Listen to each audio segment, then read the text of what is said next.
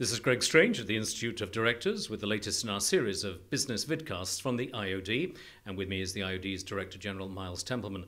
Miles, this week Lord Turner, the Chairman of the FSA, reports his recommendations on what should be done for future financial regulation. We've seen what current financial regulation has led to. What's he going to say, and is there a danger he might go too far the other way? Yes, there is a danger. There's a real public outcry that we need to control the financial services sector. That's correct. We do need some new regulation, but the essence of that must be balanced. It mustn't penalise British companies versus international banks, and it must find the right answer between control and freedom to operate. Where do you think the balance lies?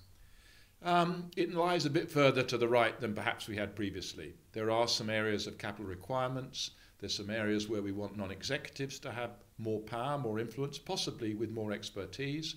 We want remuneration committees and, importantly, shareholders to be more active.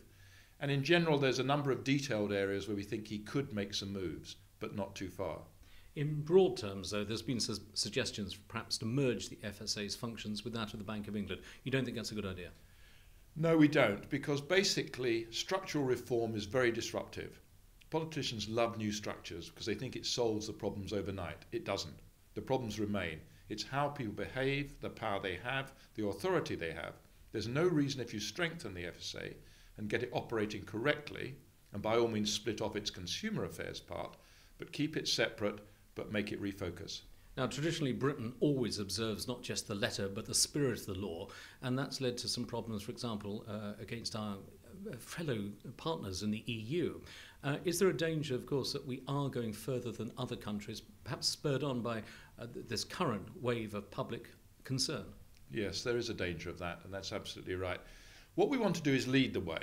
By all means, the UK should be at the centre of corporate governance. We're the experts at corporate governance. We have been for a long time, and we know how to do it. We know how to find the right balance. We don't overreact as they do in the US.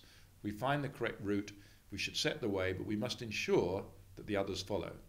Now, what's your current take on the situation? We've had the chairman of the Fed in America suggesting this week that the recession could be over by the end of this year, which seems incredibly optimistic.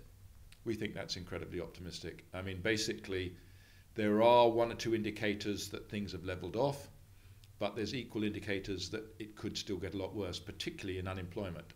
We're right on the sort of tipping point. Either it will begin to bottom out and investors will begin to get a bit more confidence, and these regulations could help restore some of that confidence.